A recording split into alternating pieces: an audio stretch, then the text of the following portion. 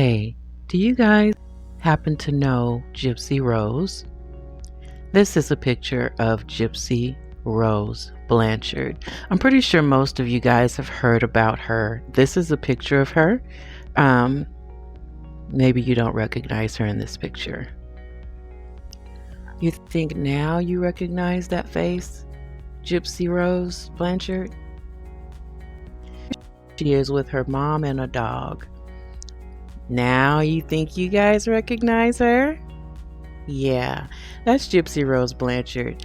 I've been hearing a lot of talk about FOIA reports that have been coming out, and uh, um, some content creators have been talking about the FOIAs, and it just kind of got me to thinking that I haven't really talked about Blanchard on my channel, so I just kind of wanted to go over that. For y'all that don't know much about, or if anything about her, I'll briefly tell you a little bit about Gypsy-Rose Blanchard. Gypsy and her mom's story basically pick up where in Louisiana, namely New Orleans, when Katrina destroyed the public housing apartment they were living in. This was in 2005. Basically, Hurricane Katrina devastated New Orleans. It just decimated it. The cost of damages and loss of life were astronomical. So when Gypsy's mom said that Gypsy's medical records were destroyed, it was completely plausible because pretty much everything was destroyed by Hurricane Katrina. This is a picture of Gypsy and her mom, Dee Dee. So this is Gypsy as a baby. She pretty much has the same face, so you can tell it's her, and that's her beautiful mom, Dee Dee. Once again, a picture of Gypsy as a child and her mom, Dee Dee. Her mom had really gorgeous curly hair. You know, I'm just partial to curls. But that's Gypsy-Rose and her mom, Gypsy, as a kid. This seems to be maybe when Dee Dee was, her health maybe was starting to take a turn. But again, this is Dee Dee and Gypsy as a child. You can see the glasses, you can see her teeth. Just pay attention, and also pay attention to Dee Dee as time goes on. This is a picture of Dee, Gypsy, and Gypsy's father, Rod. Okay, so Dee Dee was married to Rod, and of course, you know, they had Gypsy. And so that's them, as well as one of Gypsy's dolls. She had a lot of dolls and wigs and things like that. I'm sorry, just showing y'all a bunch of pictures. But this is another picture of Dee Dee and Gypsy. Gypsy, of course, as you know, a younger child. So you can see it's so cute. They were dressed alike. But you can see Gypsy has what they call elfin features. So just, you know, also pay attention to that as well. Okay, so this is Gypsy and Dee Dee's house. So ultimately, after they were displaced by Hurricane Katrina, the Gypsy and Dee Dee relocated to Missouri, where Habitat for Humanity built them a small house in Springfield, Missouri. The home had a wheelchair ramp, wide door frames inside, and even a jacuzzi tub. And they had a heart for them because Gypsy was said to be suffering from muscular dystrophy, or a muscle disorder, seizures, sleep apnea, leukemia, and vision and hearing impairments. So Habitat for Humanity, as well as many other organizations, had a heart for them and gave them different kinds of benefits and services, and the free house being one of those things that they received. In 2015, Gypsy had coerced her boyfriend, Nicholas Godejohn, into unaliving her mother by knife. issuing 17 wounds and nearly decapitating her. After the crime, Gypsy and Nicholas fled to Nick's home in Wisconsin, where they were ultimately tracked and arrested. Now, them's the bare bones of the story, but I will try to fill in the not so bare parts, what we know now, and I'll share some of my own personal thoughts and opinions on the matter. I know this isn't very clear, but this is a picture of Gypsy when she was 3 months old. So a lot of pictures of her, but this is a picture of Gypsy. I will see if I can get one that's a little clearer than this. All right, so here is a decent picture of Gypsy as a 1-year-old. Okay, now she was born with symptoms from a chromosomal microdeletion 1q21.1. So this is a legitimate disorder.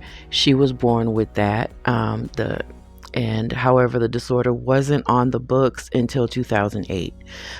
So she had some of the characteristic physical abnormalities, including eye problems, microcephaly, and elfin facial features. So if you look at like the previous picture I showed you with her ears and then her eyes, the thin lips, the slanty eyes, and like her eye issues, those are all characteristic elfin features that kind of come along with the microdeletion 1q21.1. So she was born with that. She did have the small head. She did have the eye problems and had a few surgeries because of it. Those are all kind of things that are characteristic of the chromosomal deletion disorder that she was born with. Now again, Gypsy was born, I believe, in 95. The disorder was not on the books until 2008. Okay. And so she had all of these issues. Nobody knew why. She was having the problems with the eyes, the ears, the microcephaly, the elfin facial features. Of course, you can look and tell that she's not, she doesn't have like the characteristic Down syndrome or a lot of the more commonly known physical disorders. So people had, doctors were trying to figure out what was the issue with her. So the narrative that she was born perfectly healthy, quote unquote, that's not true. Okay. Some of her relatives even nicknamed her Possum because of the way she looked. So sometimes in mainstream media, they'll kind of say that Gypsy was born, she was perfectly normal, she was perfectly healthy. That's just not true. This is a photo of Gypsy-Rose and Dee Dee's pantry, or i.e. a medicine cabinet. If you look though, a lot of this stuff largely is over-the-counter kind of stuff. I do see cough syrup. That's what it looks like. A lot of cough syrup kinds of things. But, a lot of this stuff is over the counter. Now, I will say Gypsy-Rose was classified as, I guess, disabled. And so since she was disabled, I know that, at some point she was getting Medicaid. And as a Medicaid recipient, you do have to fill certain prescriptions every month that the doctors write for you.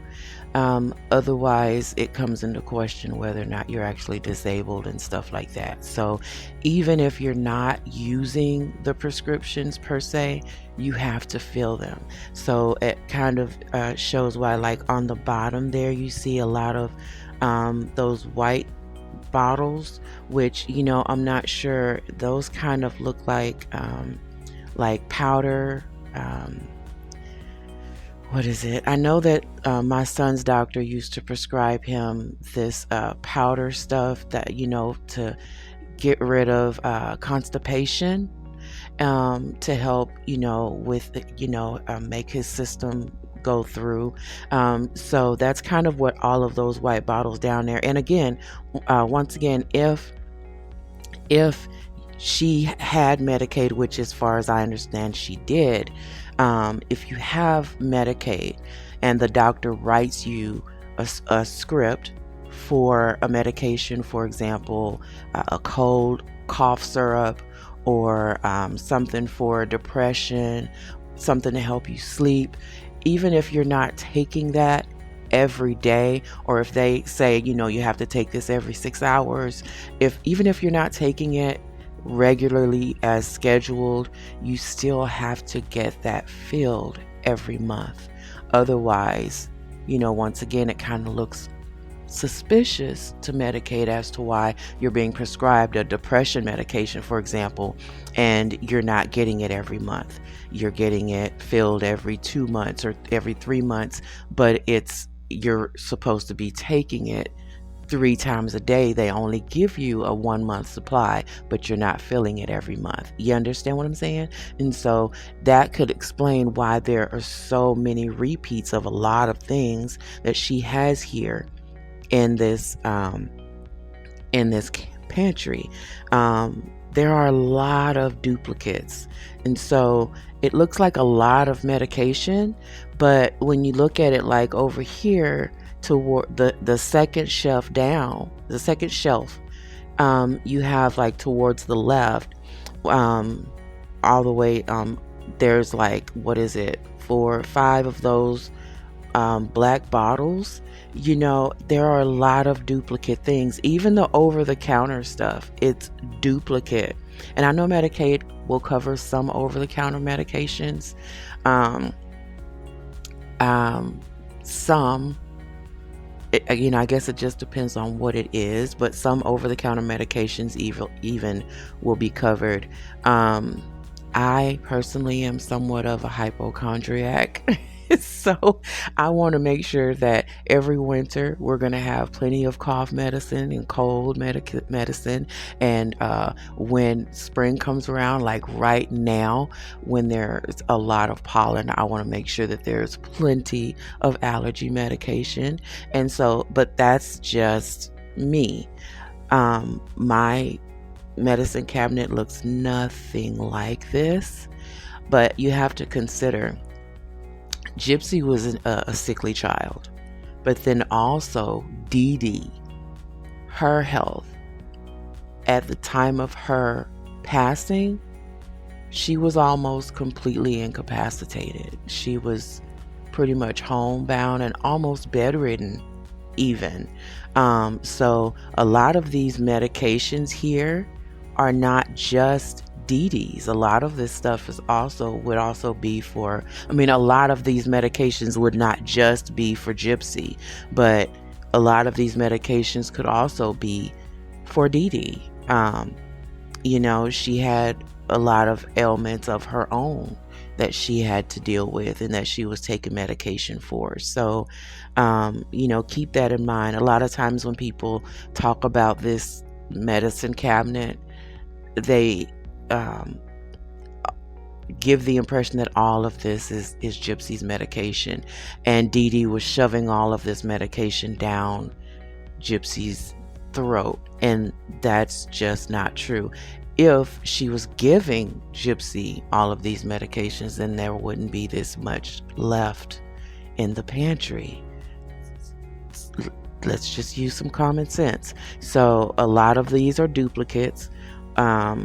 This is not all of Gypsy's medication. It's for Gypsy and for Dee Dee. Take into consideration the fact that Medicaid ensures that you have to fill scripts, as the doctors write the prescription.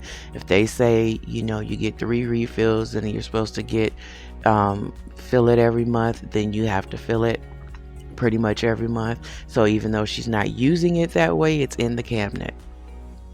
So keep that in mind as well. When you're looking at this cabinet, it's a cabinet for 2 persons that are sickly. Um, and these are not all prescribed medications. They're prescribed and over the counter. The majority of this stuff in here looks like it's over the counter medication. So just keep that in mind when you're listening to other creators that are given the impression that all of this is Gypsy's medication and Dee Dee was shoving all of this medication down Gypsy's throat. Just keep that in mind when you're listening to some of the other creators and mainstream media that's filling you with a narrative. Another thing I don't hear a lot of people talking about is how Gypsy-Rose shot her mom 10 times. She picked up a gun. It was her mom's gun. Jesus. It was her mom's pew pew, and she saw it on the table and thought that it was like, I guess, a regular pew pew, and pulled on it 10 times, but it ended up being a BB pew poo. Pew poo. It was a BB pew pew. And so she, 10 BBs got lodged in Dee Dee, and they had to go to the hospital and to get them removed. And Dee Dee ended up telling a story to cover for Gypsy. She told some false story. I think they were robbed or something to that effect, to keep Gypsy from going to jail, because, of course that's illegal.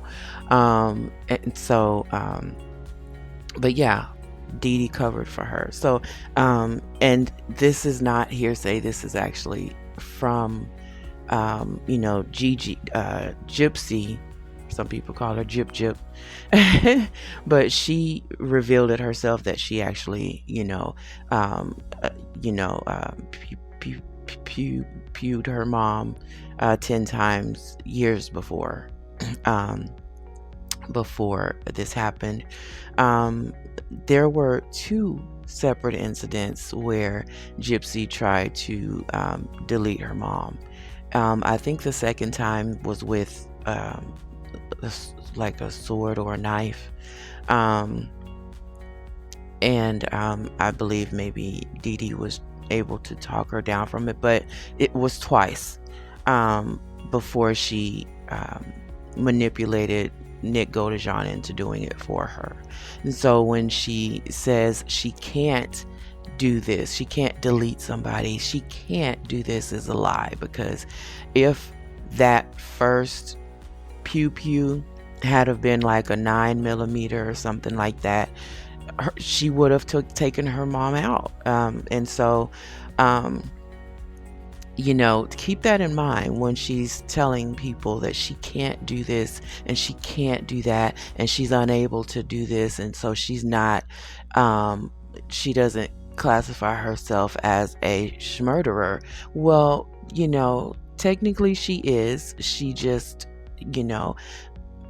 picked up the wrong weapon. But had she picked up like a 9mm or a 357 or whatever, her mom would have been gone by Gypsy's hands. So, it's, also I just wanted to bring that, talk about that as well, because a lot of people don't. Again, there's the narrative that,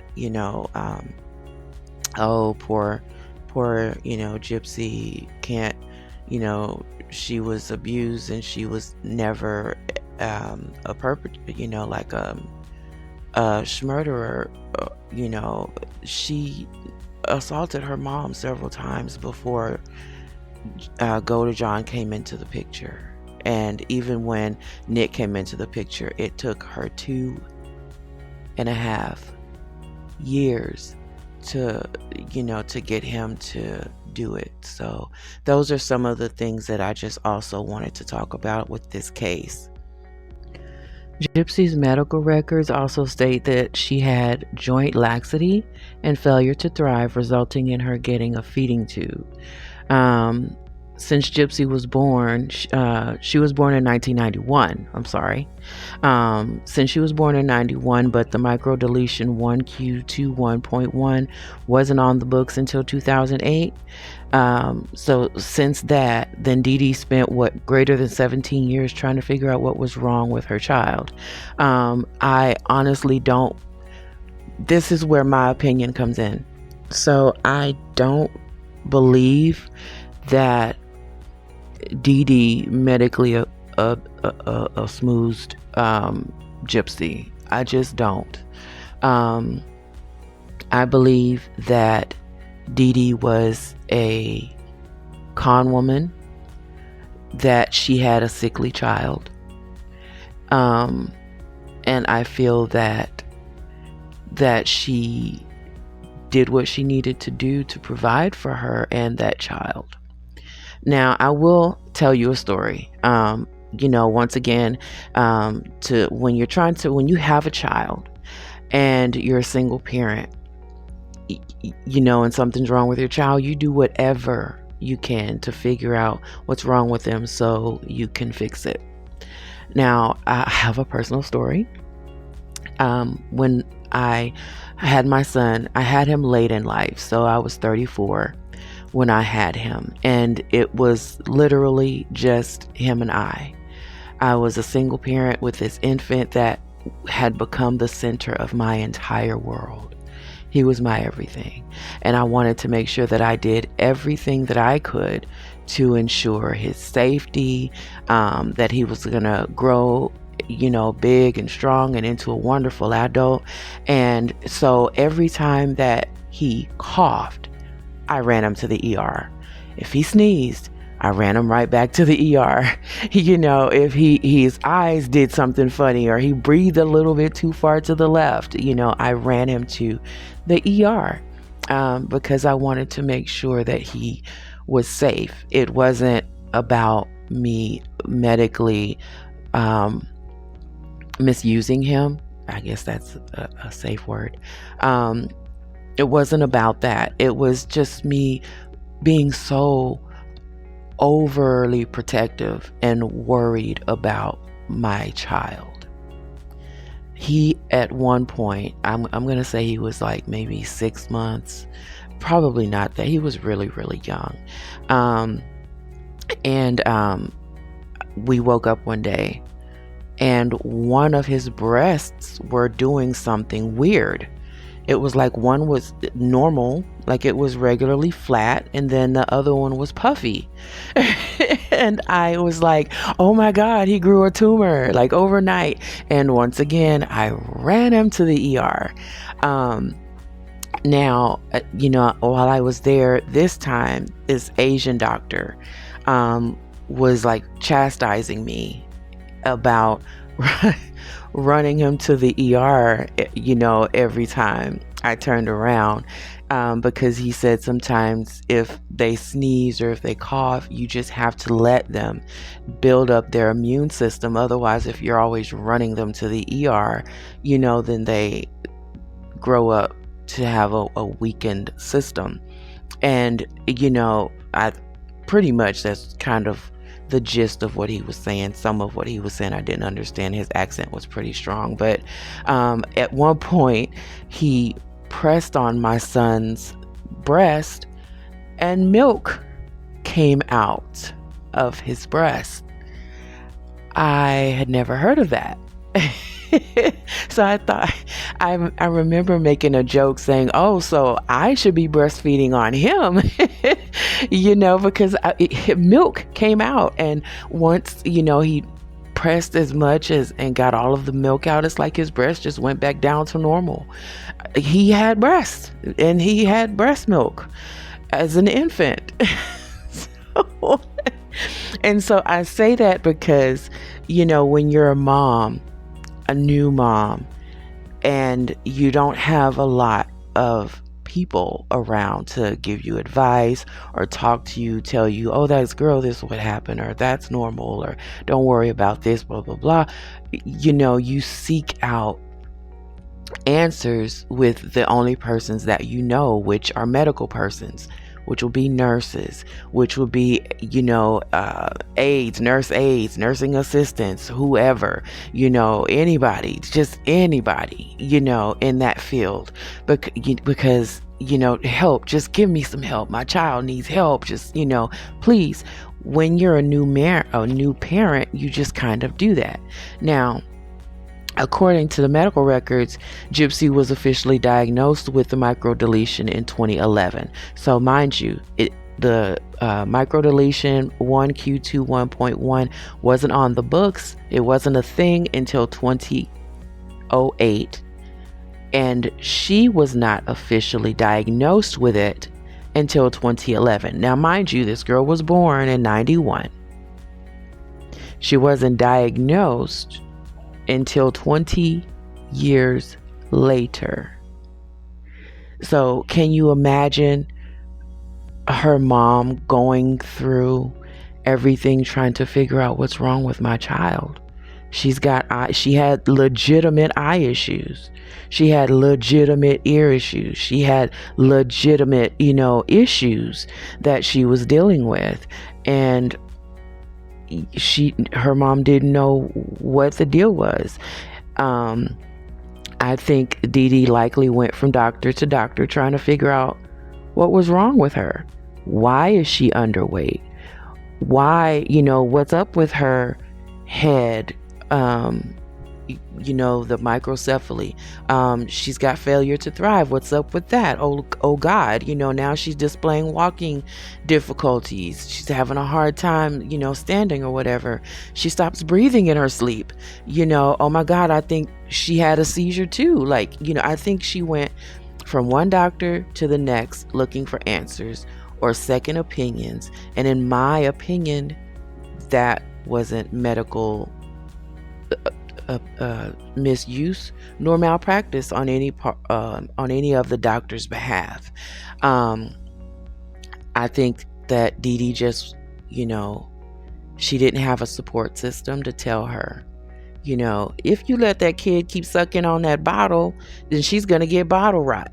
So Gypsy had to have most of her teeth pulled, and she still sucked on that bottle until she was arrested for Dee Dee's deletion.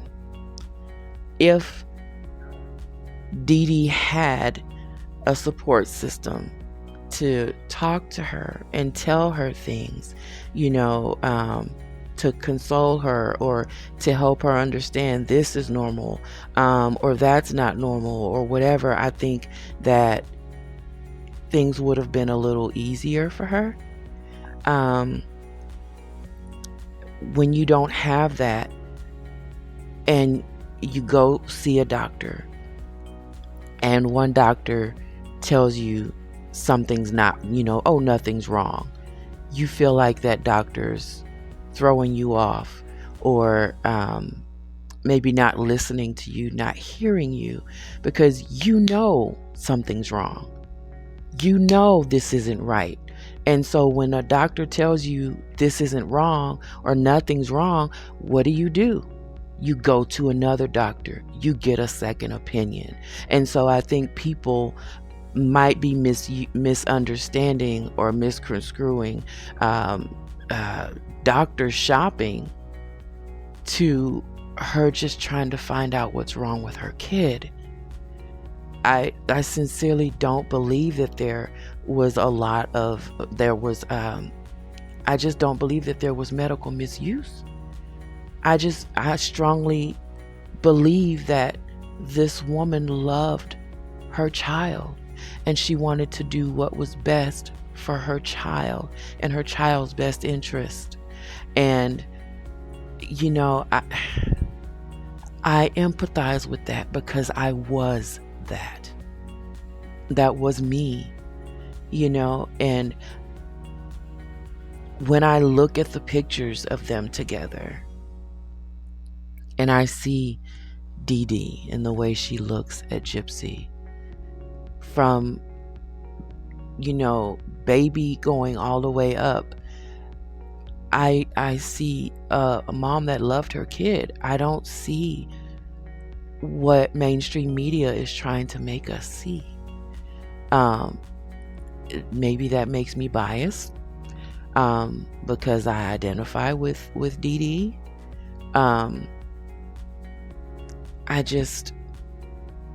It's my opinion that there was no medical misuse. I believe Gypsy was a sickly child. She was funny looking. Dee Dee used her ailments, her legitimate ailments, to their advantage. The life afforded to Gypsy in her childhood was better than most. The money, the trips to Disney, the celebrities, the free house and car.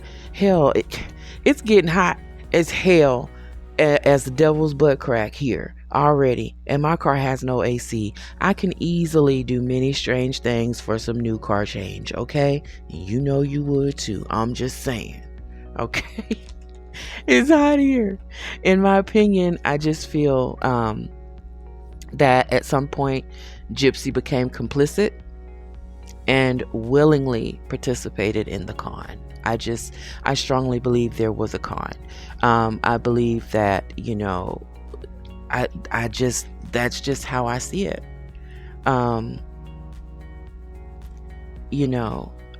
Remember, Gypsy was a month away from her 24th birthday when Dee Dee was deleted.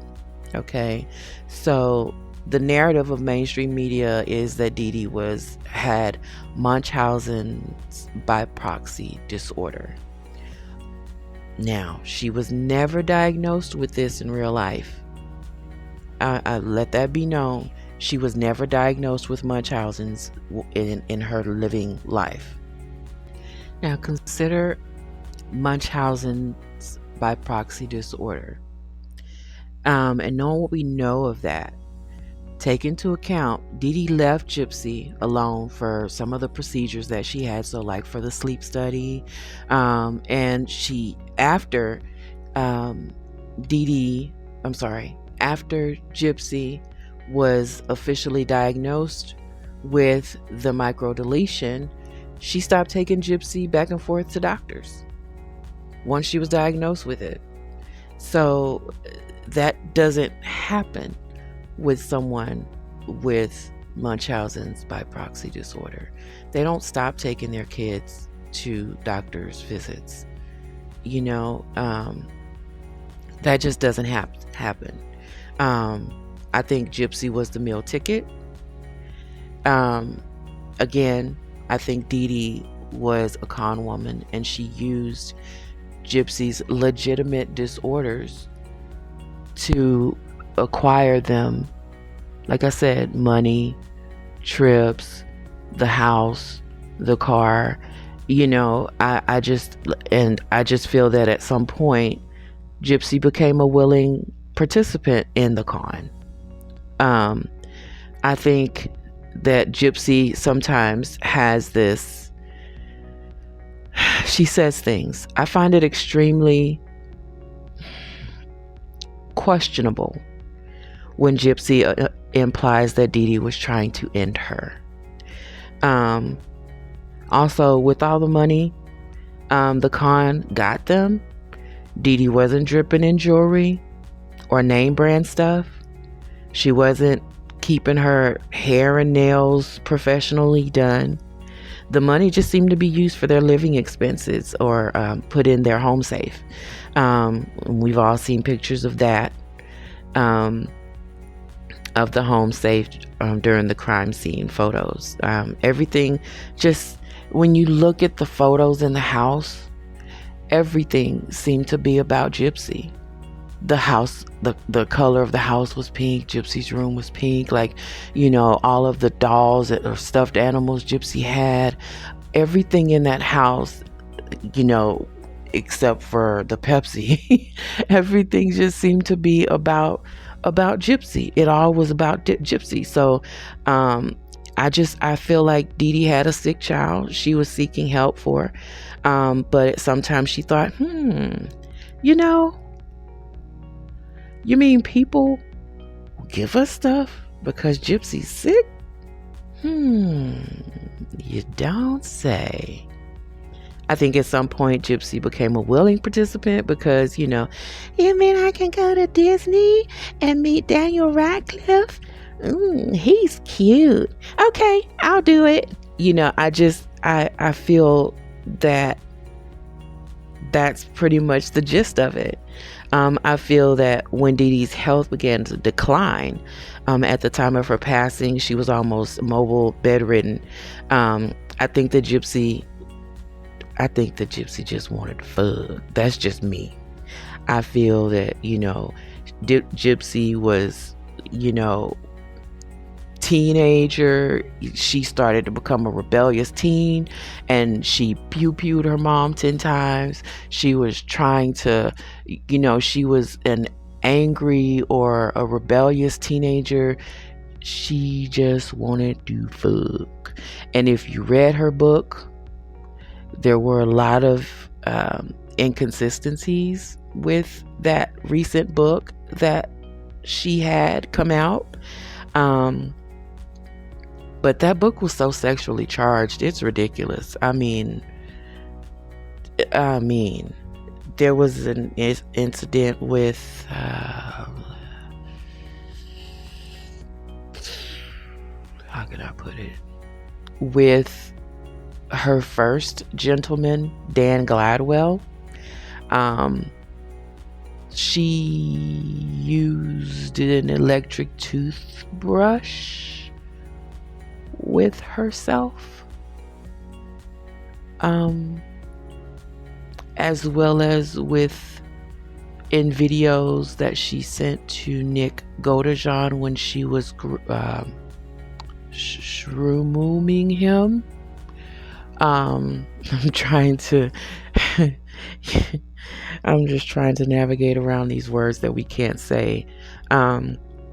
But when she was manipulating him over the course of that 2 years, she sent him videos of herself with becoming very familiar with an electric toothbrush.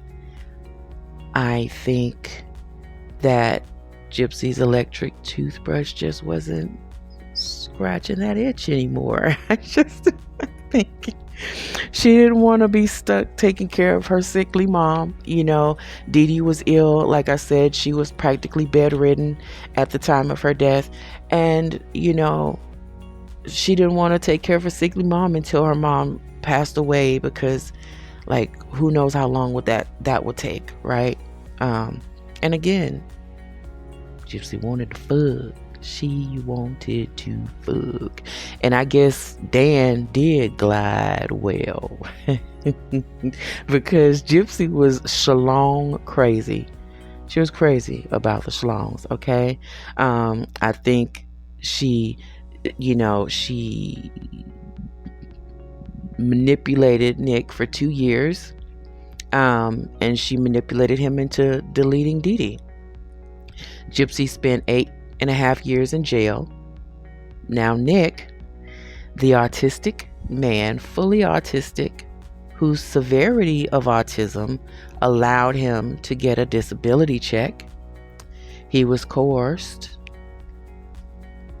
for more than 2 years into deleting an entire human. And this man, the one that was autistic, that was manipulated for 2 years by Gypsy, when she got a 10-year sentence and was able to get out on parole after 8.5 years, well, he got a life sentence. He is serving his life sentence. I have some feelings about that as well, which I may talk about maybe in another video. Gypsy was released from prison on parole on December 24th. December 2024. She came out to Lifetime television shows, a book, movies, social media, fans, and now she's got a baby and has an estimated worth of $3 million. So the question is, if you, I wouldn't even ask Gypsy, because there have been so many inconsistencies with everything she says. Literally everything. Go back, do your research yourself. If you doubt what I'm saying, do it yourself. Check it out. But my question that I'd ask you, what do you think? If you knew you'd be able to get out of prison in 8.5 years, and you would be able to come out to fans and people that would believe anything you say, you'd have a large social media presence, you'd have movies, people would want, have you write a book about your life. You've got Lifetime television movies, like 2 or 3 of them, I think, made about your life. And, if television shows, series with seasons, if you knew that you would have that, and then you would ultimately be able, I think at one point I thought it said she was worth $4 million, but it's saying now she's worth $3 million. If you knew that you'd have all of that, in addition to being a millionaire, worth several million, with 10 million followers on TikTok, would you do it? Do you think it's worth it? Do you think it was worth it for her mom? Do you think that her mom would be in spirit somewhere saying, yeah, okay, my baby's living her best life and I'm okay with that. Yeah, I lost my life, but she's living her best. And now she's got a baby of her own. She's got her house and not a husband, a boyfriend. How do you think Dee Dee would feel about it?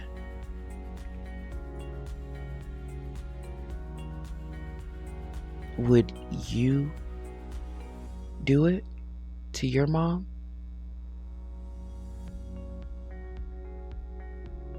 Think about your mom.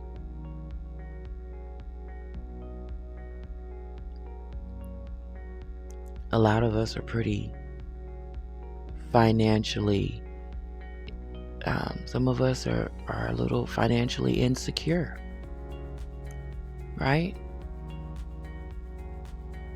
Would you be willing to do it to your mom if you knew that you could have all of that?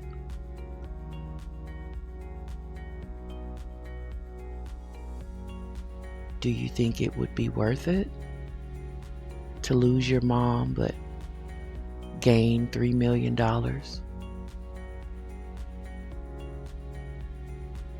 That's the question I pose.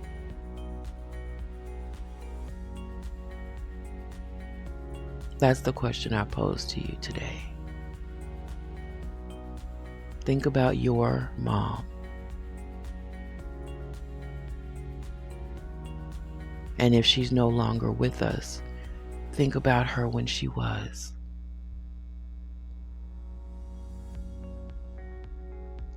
And think about what she was to you in your life Good or bad?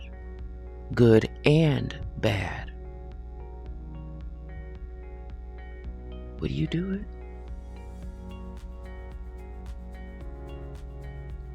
Would you think that it would be worth it?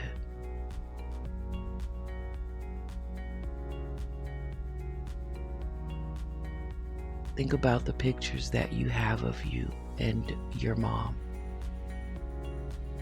Think about the way your mom looked at you, talked to you, raised you.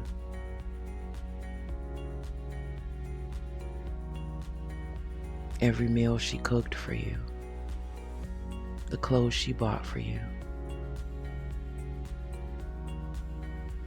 how she may or may not have tidied you up, fixed your hair, cut your hair.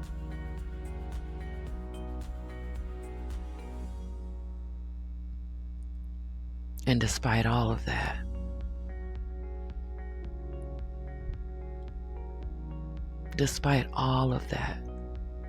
would you be willing to end her and everything she was to you, for you, if you knew that you'd gain movies, fans, $3 million?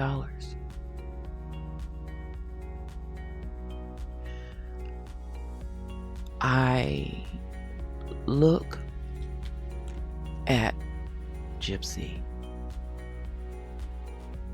I look at her now, and I don't see a person with regret. I don't see a woman that's apologetic in the least. I look at her and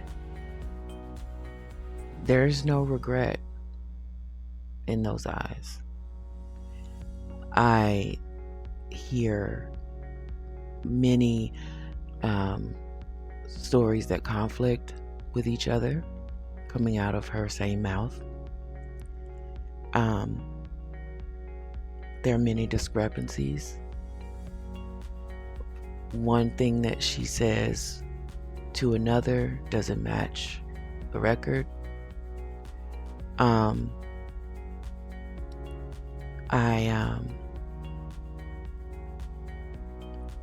Her eyes may be a little elfin, so to speak, quote unquote elfin.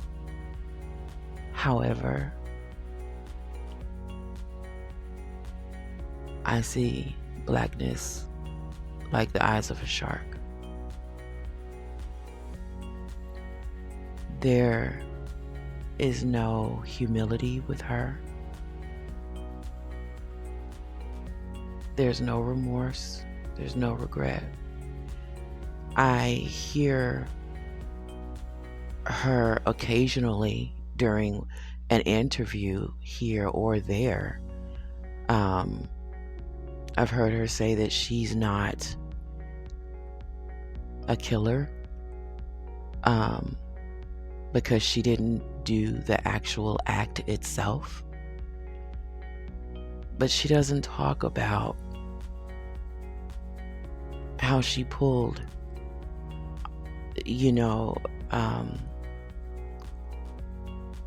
how she pew-pewed her mom 10 times. She doesn't talk about that. She doesn't talk about the other time she tried. And now she goes with the narrative that she was the poor, misused child by her mom, and that it was, quote, kill or be killed, unquote, despite her being the meal ticket. That's the narrative that she goes with. And her 10 million TikTok subscribers, they believe her. And they're willing to ride or die with these lies because they haven't taken any time. They haven't taken any time amongst themselves to do any form of research.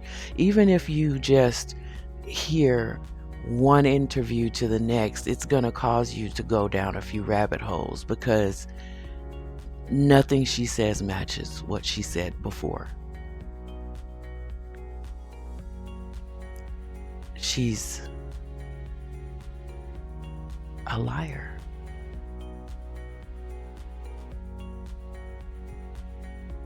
And I feel like if you can't trust one thing, if one thing somebody says is a lie, then I question everything you say.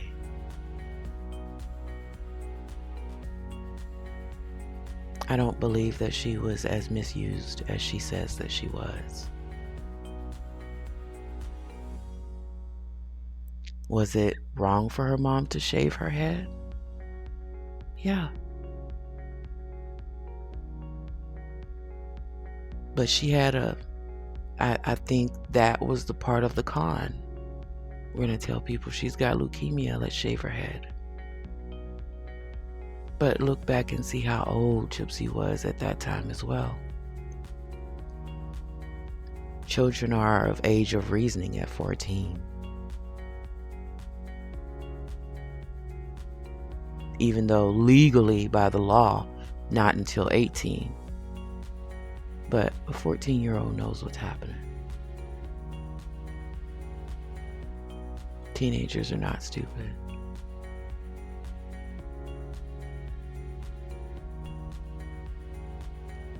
I don't see a remorseful woman, a regretful woman. I see a woman that's very attention seeking, to the point of almost demanding it. And not just any attention. She seeks the only positive. If you go to her TikTok and leave an unflattering comment, it will be deleted. It will be unquestionably deleted. She doesn't want to discuss the truth.